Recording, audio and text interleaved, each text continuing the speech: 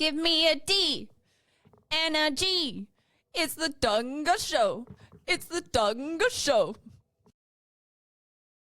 Welcome to the Dawg and Gus Show. Now on Be Kind Radio. Absolument. What do we got going on? Oh, well, we got something that you've been very excited about since we met him at Cranium. That's right. Yeah. It's King Osiris. Yes, What's up, sir. guy? How you doing? Good to have you, man. Thanks for coming. It's good. It's good to see you guys, and I'm glad I could be here. Yeah, it's exciting. For people discovering you for the first time, who is King Osiris? King Osiris is a rap artist, independent rap artist operating out of Ottawa, the capital city. I've been at this for roughly 10 plus years. I'm not just a rapper, I'm a music teacher, a ghostwriter, and just general gig work rap artist. So I've appeared in movies, TV shows, and video games, just generally sharing my talent wherever I could within the media space. Amazing. Video games. Cool. Bet you didn't know that. Well, I wouldn't know. I don't play video games. You could name it. I'd be like, okay, great. Yeah. Awesome. I'm old. I was around when Intellivision was a thing, you know? Remember, you ever heard of that? Intellivision? Intellivision? Intellivision was a gaming system. One of the very first ones. Well, Yeah. What about Atari? Before that. Really? Yeah. I didn't think there was anything before that. I believe there was. Wow. Where did Gaming has definitely come a long way. Yes, I would say, yeah. it might have come a little further than what I used to play. You're right. People play games on YouTube and make millions and millions and millions of dollars. And what are we doing? We're working on it, buddy. We're working on it. Okay. All right. Where did the name King Osiris come from? And what does it represent? Well, generally speaking, without doxing myself, King Osiris is kind of my middle name. Well, Osiris, rather. The king was kind of to compete with the algorithm a little bit. There's a lot of Osirises out there, but I wish there was more lore to it. But it was my middle name. It was the name that was bestowed upon me. In terms of symbolism, it has a lot to do with Egyptian mythology, Egyptian mythos, the king of the undead, betrayed by his brother and by family, resurrection, rebirth. It has all these themes, and I think resurrection and rebirth has a lot to kind of symbolically ties a lot with a bit of my story as a person. So I felt it was aptly named and fitted, you know. Excellent. Yeah, it's cool. It's cool. It's a cool handle for sure. Yeah, my middle name's not cool. Man. Mine's named after I'm named after the greatest basketball player of all time. I had something, but I lost Jordan. That's my middle name. Oh, is that right? Yeah. I was named after a priest. Fair enough. No, my real name happens to be Jordan. I like to think that I was named after a basketball player. There you go. Yeah. Mm-hmm. That's a pretty. Yeah, you got it all going on. Do you remember the moment when music became more than a hobby? Yes, I would have been 21. It would have been all the way back in 2012-ish. Around that time, I guess I was still trying to figure out what I wanted to do with the rest of my life. I was living on my own in a kind of college dormish place, and I took a chance and took part in this online contest, and the contest involved having to create an organic rap over a producer's beat about rapping on a math subject. So I had to essentially write a lot of clever, witty math-related lines, and I guess I took a chance at whatever, tried it out, and I happened to end up winning out of like a good 200 plus entrants. And I guess it made me realize, wow, you could really do this, you know, seriously. So I did. I just kept exploring it and kept building my talent from there. To win a contest rapping about math. Yeah. Serious. Yeah. Yeah. I could use you at the school we work at. You could probably interest these kids, get these kids interested in math. Just rapping about it. No, but that's a sign. Like that's a clear sign. Like that's Absolutely. like okay. I don't know. Like I'm just gonna enter this thing, and then you win the thing, and you're like, okay, maybe there is something here. Yeah. So it's cool how I love how the universe works. Yeah, brings it all around. Sometimes it takes a while, but sometimes it's very, very quick. Yeah, that's very much awesome about that. What was it like growing up, and how did music find its way into your life? In terms of growing up, I grew up in the Toronto region. The outskirts of Toronto, so roughly Durham region. I went to an all-French Catholic high school and school. Throughout my entire life, I basically went to not French immersion, but those full French type schools. So my mother wanted me to have the best education possible, so she felt being able to speak two languages was good. In terms of music, I kind of got the trial to the experience of hip hop through my father. My father was a massive hip hop head. I say was, but still is, of course. live and kicking. But he would have his boom bap mixtapes that he'd play in his old '90s Mazda, and I would be listening to Nas, Jay-Z at a young age, picking up on the rhythms, just really getting infatuated by the experience of just listening to that rugged, hardcore '90s hip hop. And I guess throughout the years, it just never grew out of me. I always had a fascination and admiration for it from afar, and kept evolving. And I guess I gained a natural sense of rhythm from it, and then that led to trying out the contest and realizing maybe I really do have a knack for it myself. I've always been a creative spirit. I used to take little pipe cleaner action figures and make these like Dragon Ball Z-esque statue action figures that I'd play with. I used to take paper and mash it into these paper mache soldiers. So I always had like a weird, witty, creative mind like that. So to be able to transfer that into poetry was just a natural fit. And I guess that's how you discover that you have a talent for it. Mm-hmm. Super cool. Yeah, Nas is like one of my favorites of all time. And I'm a big '90s hip hop guy, so just so you know, I know a lot about what your dad knows. So it's just I'm probably just old enough to know that stuff too. You mentioned those ones, but who else would be biggest musical influences growing up? In later years, like back into my like 20s, I really got into an MF Doom binge, and I'd say I credit MF Doom as the artist who really took me into understanding that hip hop could be more than just that superficial reggaeton type stuff.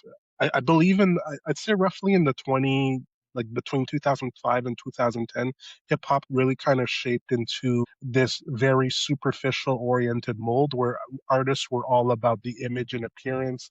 There's a lot of auto tune going on, a lot of dance tracks going on. And for that witty, bar heavy poetry, like what I am adept with, I never felt I resonated with what mainstream hip hop had to offer. And I had to really go searching. So MF Doom was kind of a big influence to make me realize you can be as creative and as witty and as weird as you want.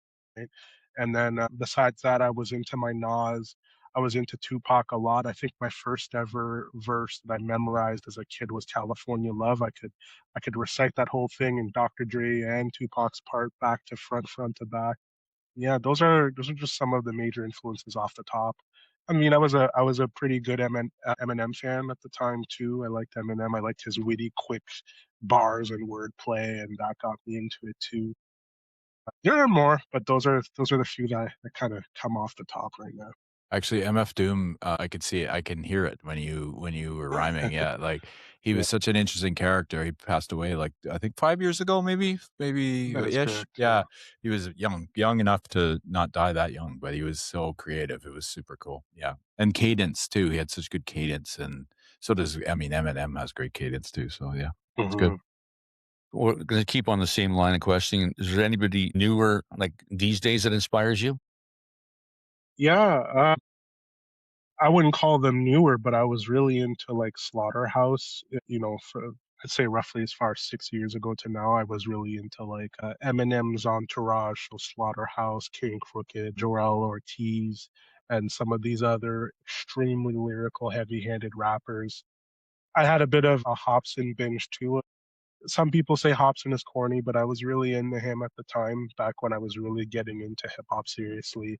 I found it really cool that he could rap about the things he just wanted to rap about.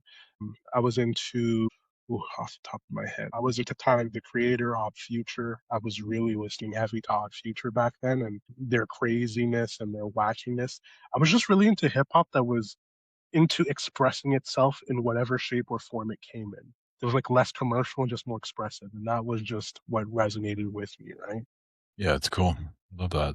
If you weren't making music, what do you think you'd be doing? Boring government work, like the most of us. That's funny. We were just talking about that. Yeah, yeah.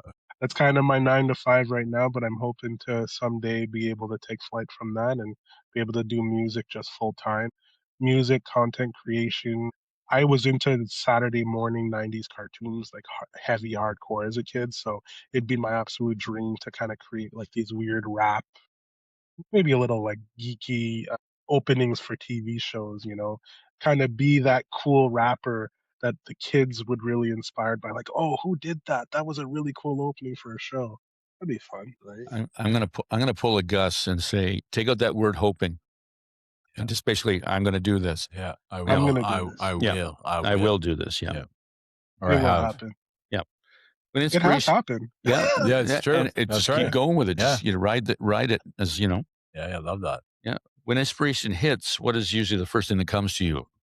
Is it lyrics, melody, or a beat? I'd say lyrics. For me, I was always a heavy-handed lyricist, so lyrics came first, and I had a heavy focus on output throughout my entire career, especially because I was doing a lot of writing for other people. So whenever an idea came to me, it just had to come out on a piece of paper or virtual, whatever it was. I'd write it on a notepad, and it would just flow.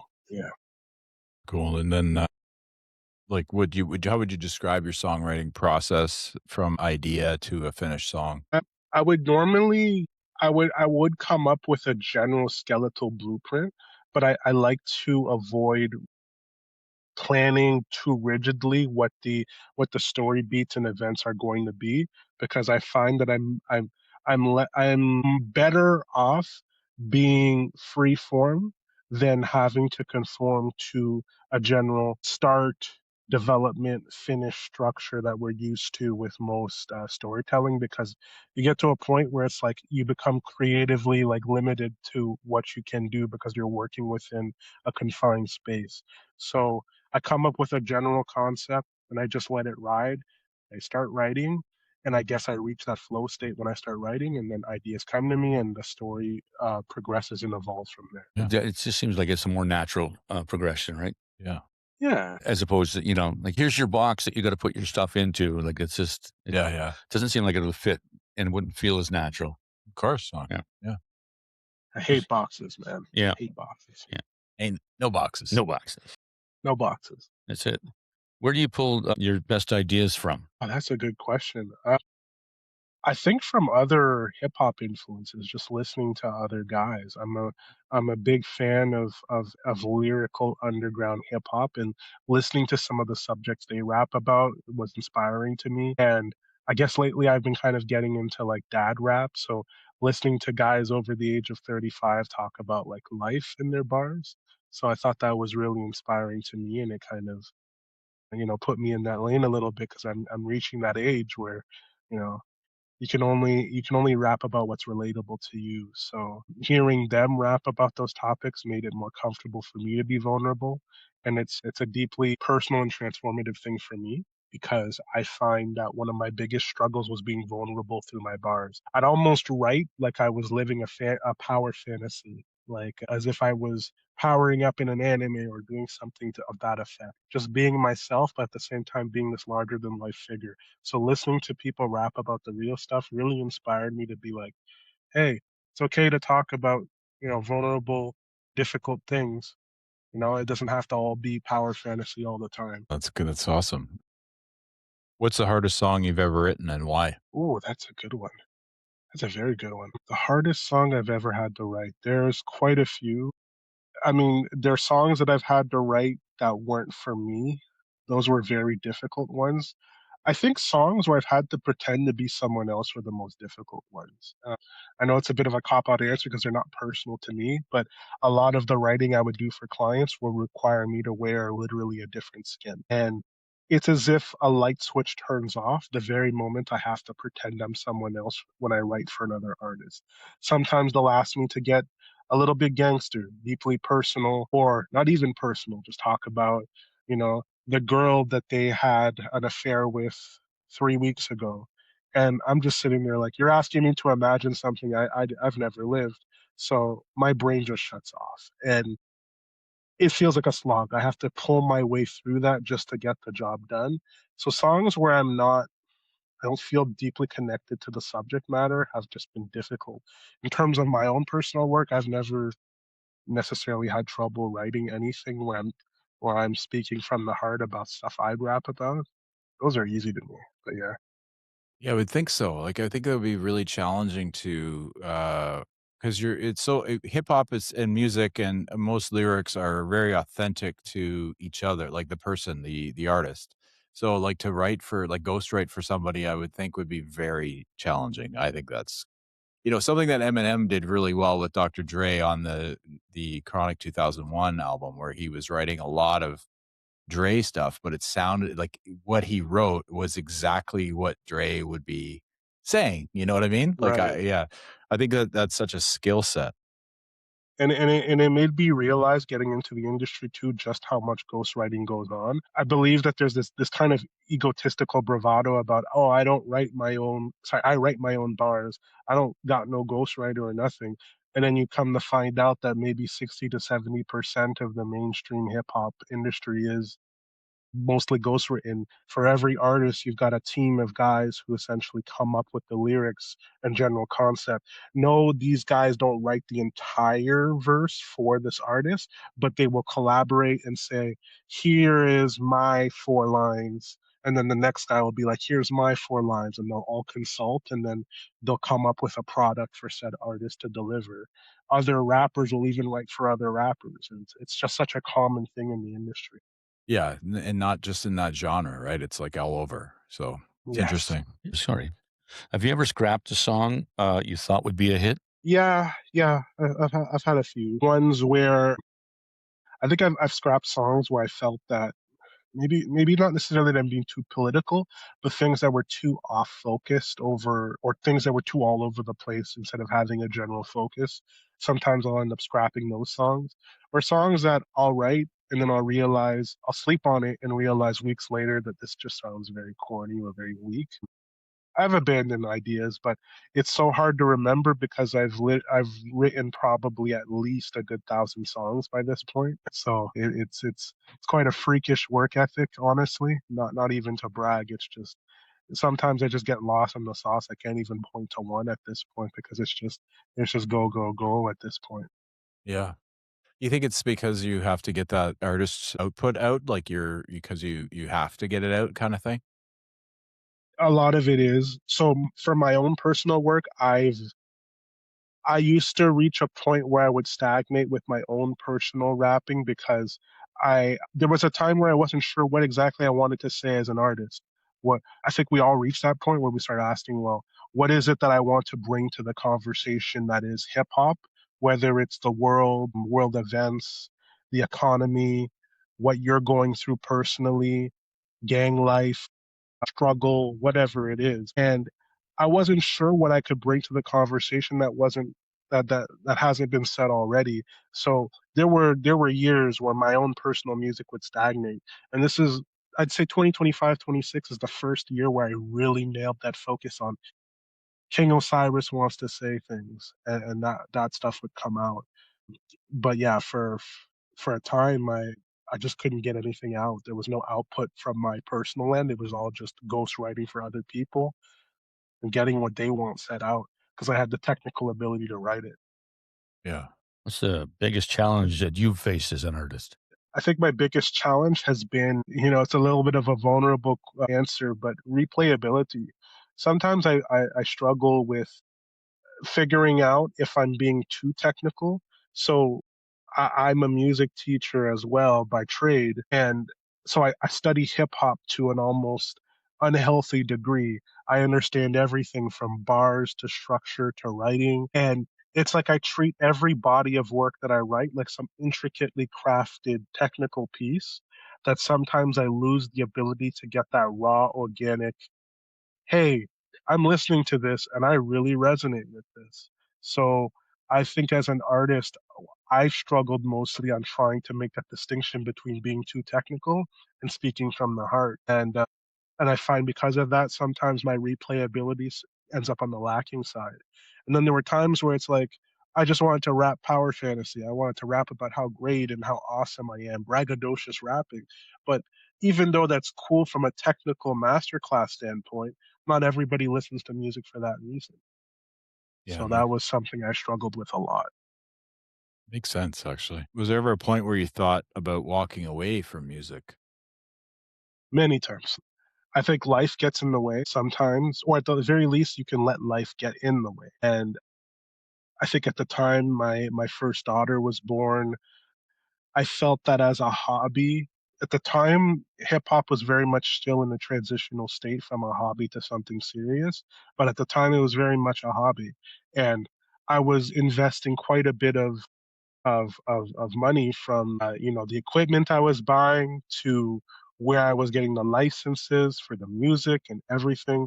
And there reaches a point where you're easily spending hundreds, if not thousands of dollars, and you're wondering, what is this all for? I could be just working a regular job and feeding my daughter and, making sure my family is well looked after. So, and then when you pair that with my other struggle I earlier mentioned, which is, what is it that King Osiris wants to say? He starts going, why are we doing this? And then I started to dabble in different things like editing, and I thought about production for a little bit. But something always pulls you back to this, Yeah, it's what the heart wants. Yeah. Mhm. What keeps you going during the difficult times? The Good question. I think it's the funness of it, the ability to know that I have something that other people value, and the fact that I'm teaching it, because I have, like, right now I have roughly 4 active students, and because I'm constantly teaching it, sure, yes, part of it you get money out of it, but it's also as a way to remind yourself, this is hip hop. You are teaching hip hop. It's like it's forcing rap to be on my brain 24/7, and I think that just helps keep me going. I can never stop. It's become a compulsion. I will always write something every day or every other day. It's just being so immersed with it and making it part of my job has really helped me keep it nailed to my chest. What's the lesson the music business taught you that nobody warned you about? Something music taught me that no one warned me about. How much goes into crafting the artist, like the general artist? How much of artistry is brand over talent? Because you can have, not to say mediocre, but kind of underwhelming, lackluster talent, but still make us a quite successful hip hop career as long as you have a brand. And the industry, they're not going to hold your hand if they see that you're marketable. Yes, they will build a brand for you and take you up. But otherwise, as an independent artist, you need to really think about what is your brand, from the hair that you have to the face that you have. Where do you appear, how you present yourself. You almost have to make a distinction between the you and the artist you. And I feel like the industry doesn't really teach you that stuff. You kind of have to learn it on. True. That's a good way of putting it too, because there's a lot of like people that are really good at branding themselves that aren't very talented. Well, they are, Right. but they aren't. You know? Mm-hmm. Yeah, like Yeah. not to that degree, right? Yeah, exactly. Yeah. Yeah. How has your definition of success changed over the years? I guess in my younger years, it was all about being able to make some money off of music and then ghostwriting. My goal had always been to become the guy behind the face. I think there reached a point where I wondered what I was doing it for, and I realized I didn't really want to be famous. I didn't want to be well known. I didn't want to have my face in front of a camera. Played a lot into my own personal insecurities as a person. I just felt I didn't need that kind of attention, so I wanted to ghostwrite. And then lo and behold, it actually started happening. And then my definition of success had to change a bit. What is it that you really want? And I think my goal became, speak from the heart, say the stuff you want to say, create the music you want to create as a personal, and also make it so that this hobby of yours is sustainable to the point where it can literally lead to tangible benefits in real life, and in ways it already has. It's created a network of connections. It's helped, pay for my own personal studio. It's helped with my own personal life and investments. It's helped with a lot of things. It's helped with my oration and speaking, just being able to speak and conversate with people. It's transformed my personality, my general self-esteem, my self-worth. All of that came from that. So success is, in my opinion, it's transformation of self, and it quite literally did. Awesome. I love that. What moment made you realize people were really paying attention to your music? I think it's when people started to when I would start getting messages constantly. It reached a point I was used to, like, not getting messages about anything. I was just a internet citizen like everyone else, would just use the internet to do whatever TikTok or reel they were doing. But I think it hit me when people start to actually ask about my talent or to get follows. People want to know more about me. The same people I would start to notice would like and comment and interact and engage with my content and my music in general. You know, people asking me, hey, when's the next King Osiris drop going to happen? To actually have a genuine group of people who are interested in seeing what comes next with you made me realize, hey, I'm valued. I'm contributing something that people enjoy, right? Good answers, man. Let me tell you. He's well spoken. Yep. Yeah, speak goodly. He's a linguist. Yeah. I appreciate that. We're not going. Yeah, they'll do it again. Yeah, I'm not saying it again. What's your proudest accomplishment so far? There are quite a few. I think my proudest accomplishment for one is to be able to make a sustainable, side living off of music. To be able to do this and say I'm doing this in a way I enjoy. To be able to that I think that's my biggest proudest achievement is to say I made this worthwhile. I've made quite a bit as a ghostwriter and as a gig performer. No matter what happens tomorrow, if God forbid I lose my voice and by extension my talent, I've already achieved something I never thought I'd ever achieve. So to me, that was my highest achievement. A little side thing. I don't mean to get too sidetracked, but Atlantic came out with an article a couple days ago about artists being able to check if their music was being used to train AI algorithms. And it's funny, my quite a bit of my stuff is there, and I don't know yet how to feel about it, but I guess that's proof that someone's taking notice because they're using their models.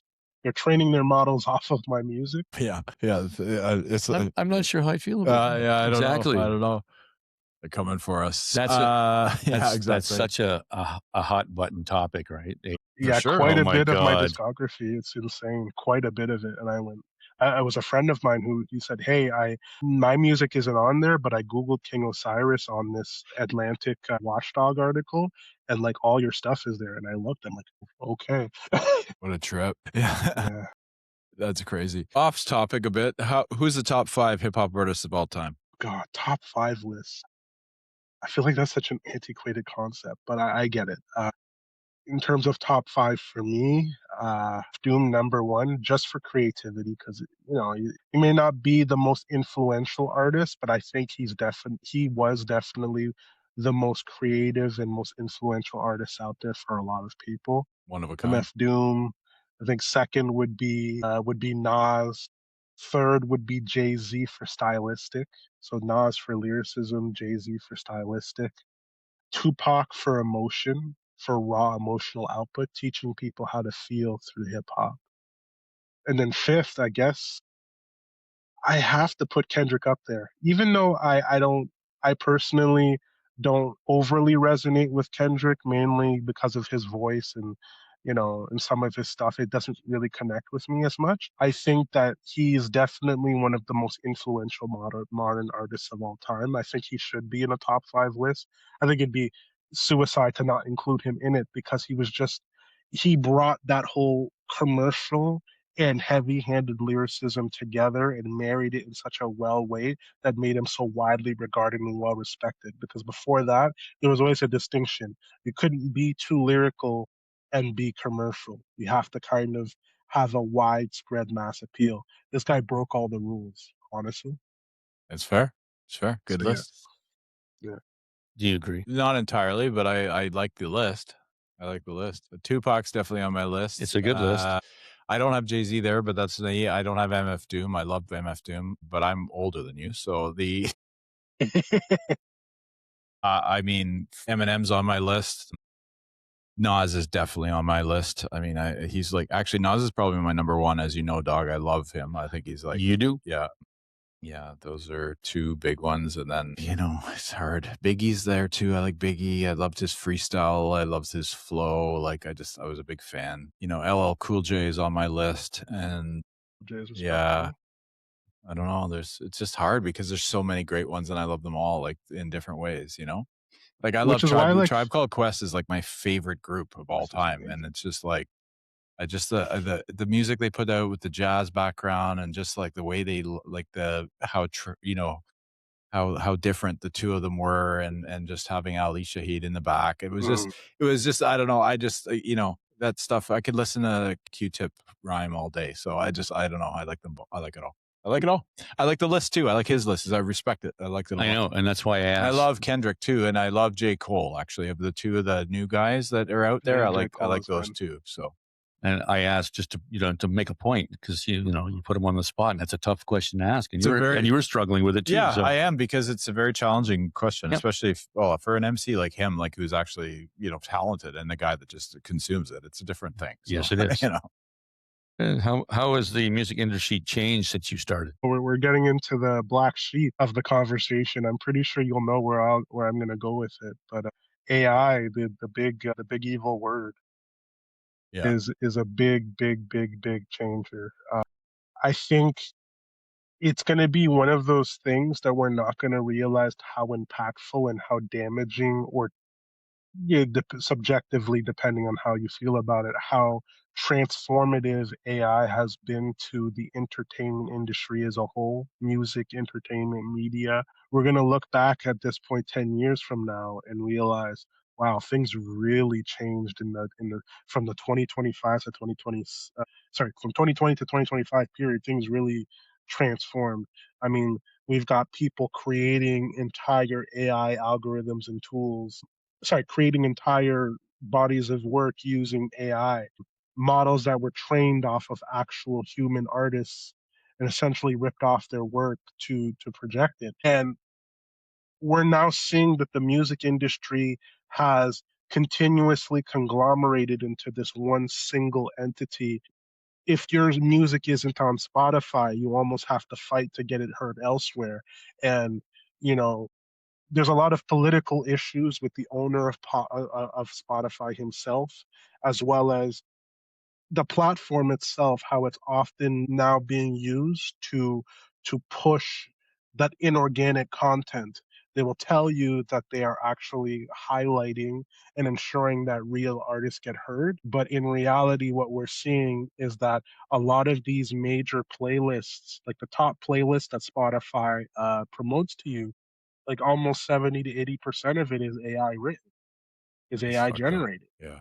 It's crazy. And they're being dishonest about it, but we're seeing it more and more. And I think it's going to become a real hot button topic in the coming years, just how much dishonesty around the topic there is. It's insane. So yeah, times have definitely changed. Yeah, and it kind of leads into this where you go, do artists have more opportunity today or more competition? And it's kind of both, I think, but I'm Both. interested in your answer. Yeah. I think it's both. Definitely more competition in the sense that the internet has never been more of a saturated place. Not even just for music, but content creation in general.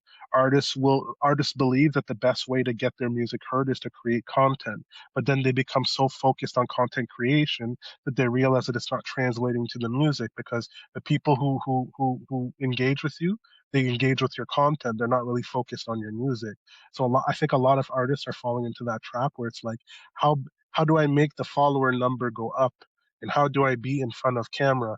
But they're not really interested in the musical side of it. They're just interested in you, the content creator. So we're more and more we're seeing artists train themselves on content creation packages, and it's changing the landscape as a whole. Uh, kind of lost track of the question there, but No, it's all good. It's all good. But you kind of answered it. I mean, you kind of like, you're right. People forget that you're a musician first or an artist first. And then you get into this, I have to create content and then create a brand so that I can build my music. You know what I mean? And then you lose, because when you're focused on one thing, you lose something here, right? It's like a challenging balancing act that I think everybody has to deal with. yes. Yeah. Yeah. You think that an artist can build a career without having a label? I think it's very much possible. It's never been more possible. I mentioned that the internet's never become more saturated, but one of the beautiful things about the internet is that it's allowed niches to create themselves. There are so many internet users on a day-to-day basis now and well into the billions, that you can create entire pockets of groups. You can now create subgroups, exclusive access groups from Patreon to Discord. You can literally create organic spaces where you, the artist, control. Even on Instagram, you could have like special exclusive calls for just your followers. And it's never been easier to isolate and create a group or community around yourself. Whether that's a good or a bad thing, it's subjective. Some people say it's great for hive mind and creating cults, but in other words, it's also great for music creation and connecting with your fans on that deeply parasocial level, if you want to get weird with it. But I think Always. never, right? If you really want to get weird, but like it's never been a cooler time to just like we have so many tools available to just create small spaces that can just grow. And then when you pair that with, yeah, that's in general, I think technology has kind of helped with that. So as an independent artist, you have an advantage, right? You can create groups, you can get people who will ride or die with you no matter what, and have these isolated spaces that it's like only my fans could get into. You don't have to rely on a label anymore. People can just find your music organically. You can content create. You don't have to have a label to push your music forward. It's just out there. And God forbid it goes viral, then that's a whole nother can of worms, right? Mm-hmm. Yeah. I love something you said there where you can kind of create these small groups. And then I'm going to expand on that. If you think of the Ottawa music scene, like maybe the Ottawa hip hop scene will focus on, because I find that even that all genres are starting to get recognized in Ottawa, but the hip hop scene has really got some like real artists here now. Like not that we didn't Right. before, but I think they're getting actual notice, and people like you can grow. I think it'll grow exponentially because of the fact that, first of all, the community is so tight. We saw that at Cranium when we saw you there, and it was a wonderful event that Jay Morris and many others put up. But like, what do you think? Do you think it's possible that it starts small and then it goes like expands like the way that you mentioned? Absolutely. And I think we're going to see more of this, not just in Ottawa, but I think everywhere in every major city or community. Like you're going to get more and more artists who are just going to emerge from their little subgroups and circles, and they'll have a pocket or a fan base that's just enough for what they're trying to do. You know, no longer do we need to have the mega artists who have millions upon millions of followers and subscribers. If you have if you get a few thousand people who will always tune into whatever you drop whenever you drop it, you've made it. A few thousand, especially in this polluted, oversaturated world that we live in right now, with just so much content flying in your face. You get 1,000 people who just want to focus on what you're putting out. You've won. And I think we're getting to that point where these small niche communities are able to just sustain themselves and grow within that space. And I think the Ottawa scene is a great example of it. It didn't take long for them to adopt me. For many years, I kind of kept my face hidden, even though I had been living in Ottawa for over a decade. No one knew my face, and I did it on purpose. I didn't really want to be out there. And this year alone, I started going to the Cranium conference. That was my first ever volunteered Cranium conference where you guys met me. I went to one other conference, but only for just one single event. And now Jay Morris, King Kimbit, the entire community knows my face. They were so welcoming of me and my talent that I feel like I'm at home. I feel like I have a family. And I think we're going to see more of that. I love that. That night, that's what it felt like. Even for us, like for us showing up, we're not part of the hip hop community, and We are. I walked down that street, and seriously, there was a few of the guys outside, and they stopped me, and they were talking to me like they'd known me for years. It was amazing. It was really, really nice. It was really, really cool, right? Because it's just, it wasn't like, obviously who's the dude, Yeah, Like, exactly. And having Jay Morris, like, like he represents, we had him on the show. Obviously, we were big fans of his, and I've known him for years because he's been kind of around the Ottawa hip hop community. He's kind of like the patriarch of it, really. And That is true. And so when we got in the room, it's like, he looks the way he does, and I look the way I do, in the sense that I like, we just walked in, and it was just such a welcoming, cool event, like having that everybody have a moment where they were playing their songs and explaining it. And I thought that was such an interesting way to do it. It felt really like underground, but it felt also communal, right? It was very it was such a nice experience. It was so cool. I think they're going to do it every year, which I hope they do. That would be amazing, and it'll just grow. They're going to have some stuff going on in September, right? That's right. Yes, they are. Yeah.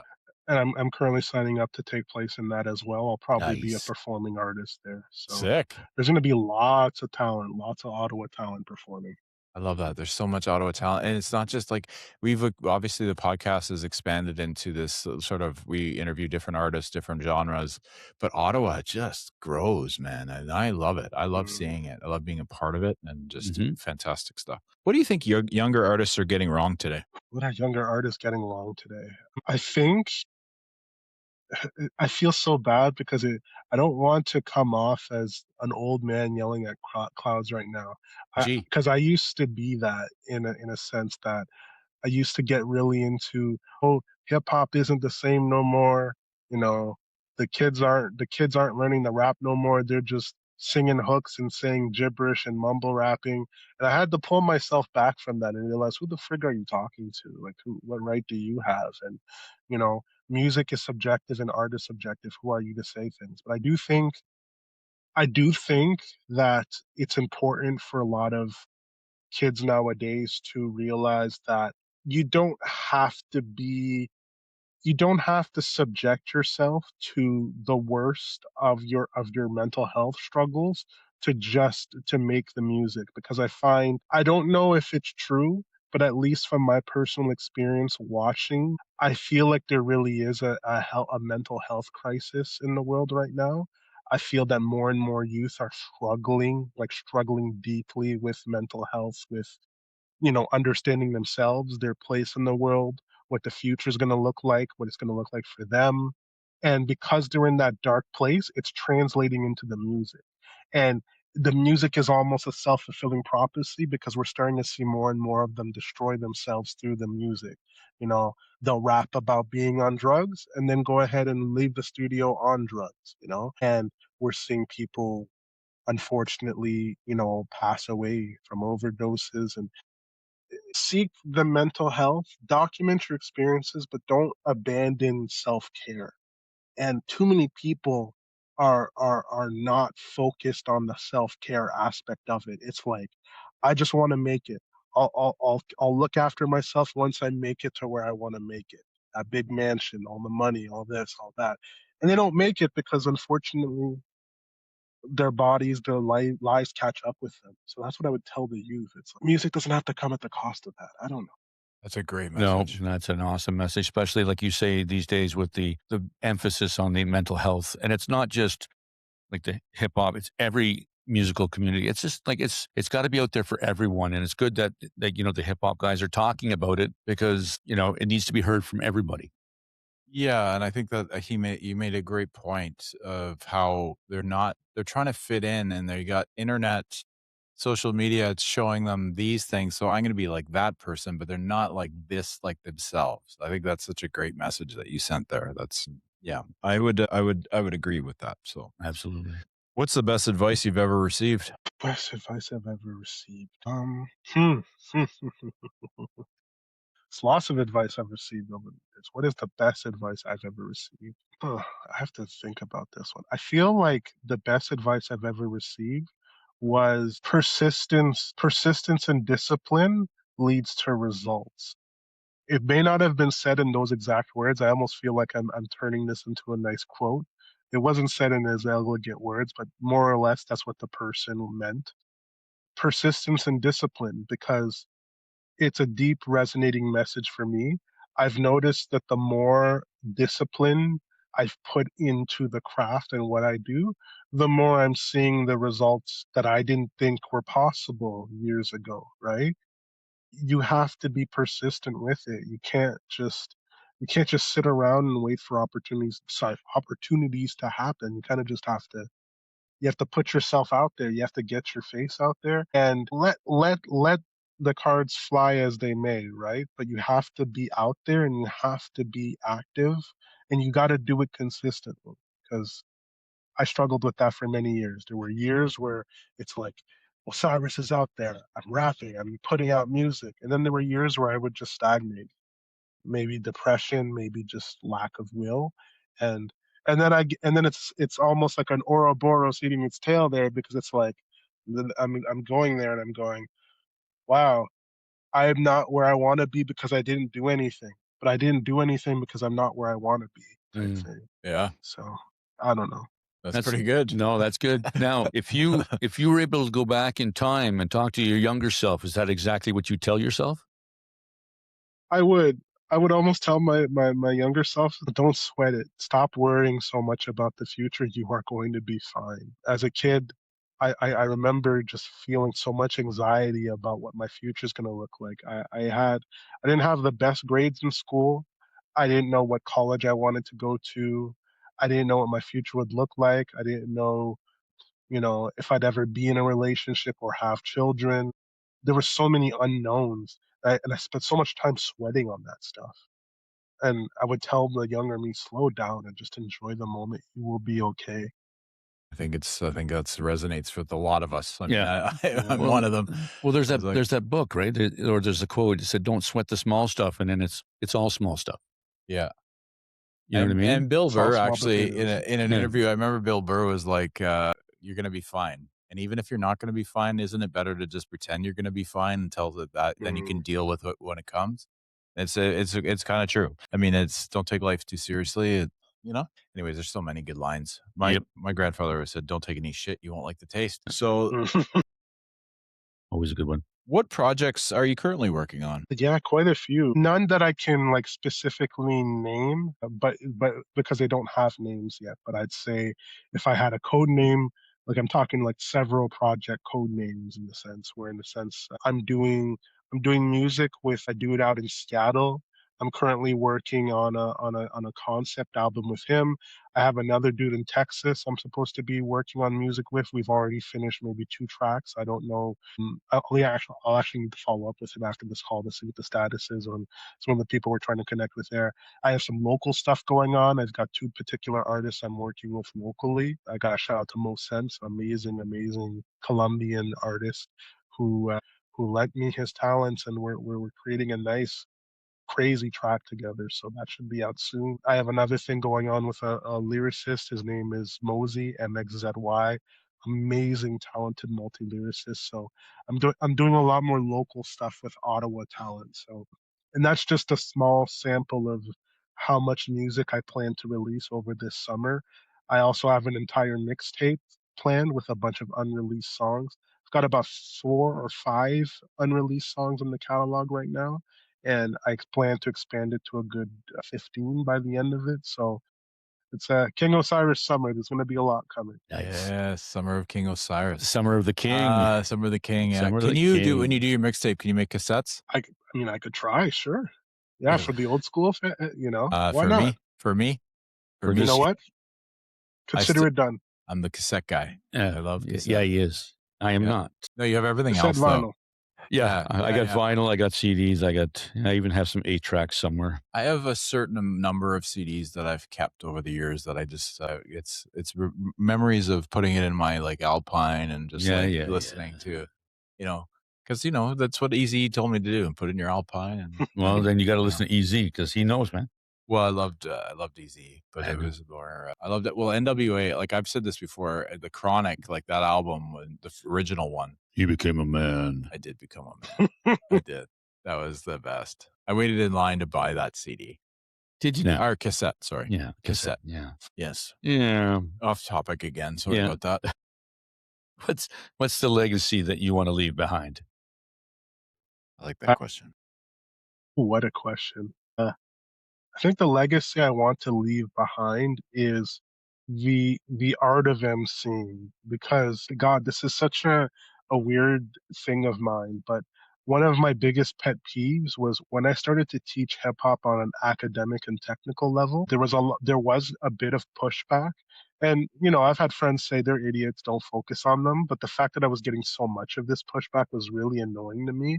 And and the reason why there was pushback is because a lot of hip hop is a street art, rap is a street art.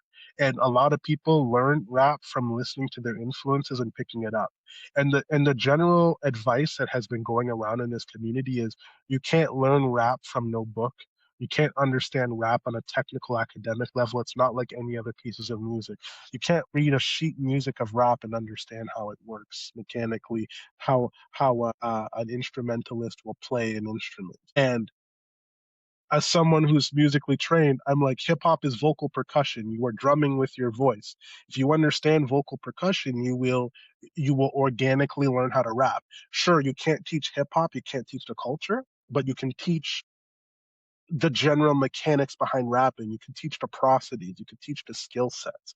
And it drove me absolutely crazy. So the legacy I want to leave is getting past that misinformation. There's so much misinformation out there. Little fun fact, there was a how-to video a few years ago where a YouTuber so there was this channel called Howcast, and it's got millions of followers. And the general gist is whatever subject we will teach you it. And it was this guy who said, "This is how you write a 16-bar verse. You just write a line on a piece of paper." Your musical teacher in me is like, "No, I'm angry because that's not what a bar is. A bar is a musical measure of time." So I wrote that in a comment, and to this day, it's my most famous comment with thousands and thousands of upvotes. I've been receiving nonstop messages from people all over the world saying, "Hey, where do I learn more of this?" And I'm like, "You shouldn't need to learn this from me. It's out there." So to come back to the lesson I want to leave is education. Yes, you can learn the art from a book. Yes, you can read guides. Yes, there's nothing wrong with that. And the fundamentals will carry you far, and then the creativity will do the rest. But too many people are like, you either got it or you don't got it. I can't count how many times I've heard people say, "Well, if you don't know how to be rhythmic, you just won't be able to rap. Sorry, it's not for you." It's like, oh, it's such a cop out answer, man. Yeah. Anyway, The passion is there. I love that. We love Yeah. that a lot. Okay, so we ask everybody the same question: 80s or 90s as a decade of music? oh boy, I have to say the '80s, the Michael Wow. Jacksons, What? the Prince. I Prince, know, isn't it yeah. weird? Yeah. Okay, look, '90s will always have a special place in my heart. It is what defined me. It's where I got all my styles. It's where my influences came from. But '80s was such a transformative time in music. I almost feel like the '80s artists laid the groundwork for what everything else came after. And I mean, hell, even Eric B, Rakim, and all of those Mhm. other MC Yeah. Hammer, MC Ren, Run DMC, like all those things before that, they were the precursors, right? I feel like '80s was the time of transformation. It made music what it is today. Yeah, I gotta give the love to there. you're not the first to say it either. Like we've Okay. had a few people that, no, I'm not gloating, but I am gloating. You are a little. I could see it on your face. You're blushing. I'm blushing. Yeah, it might be your glasses, but still. It could be. Yeah. Yeah. Could be a reflection. No, it's just, I agree with that. And like, you even go back even further, like to the beginning of the '80s, like with Grandmaster Flash and Curtis Blow and all those guys too, right? So yeah, shout out to them. My dad would love me right now as soon as he sees this podcast. He's like, "He's Nice. the best answer." That's good. We're happy to oblige for Yeah. for Pops. Where can people find your music, follow your journey, and support what you're doing?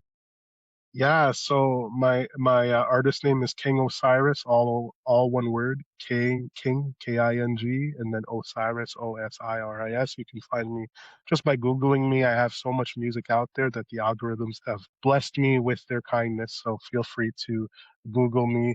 You can follow me on King Osiris J, all one word with the letter J at the end. My Spotify, if you type King Osiris, all one word, you'll find me. I'm on every stream imaginable, so I'm not very hard to find. And yeah, that's where you can find me. Cool. Nice. Do you have a final message for our audience? Yeah, final message. Take care of yourselves, honestly. We live in times where, just to really harken back to what I said, there's not enough self-care going on. I feel like everyone is just getting by. Everyone feels like they're just surviving. And it's a good mindset to have. It's a good hustle mindset to keep going, but it's not conducive to keeping to the focus of what life is, which is to enjoy it. Too many people are not enjoying life, they're just trying to get through it. So take care of yourself first and foremost, you know. Find the things you enjoy, make time for that. And I know it's easy to say because I don't know what situation everyone is going through, you know, and I don't want to come off as condescending or judgmental, but I think people need, I think all of us could use that message, you know. Take care of yourself, enjoy the ride that is life. The world is crazy. That doesn't mean that you have to drive yourself crazy, right? Beautiful. Nicely said. Well done. What a great interview. Thank you so much for your time today, buddy. I appreciate it. Thank you so much for having me. Thank you.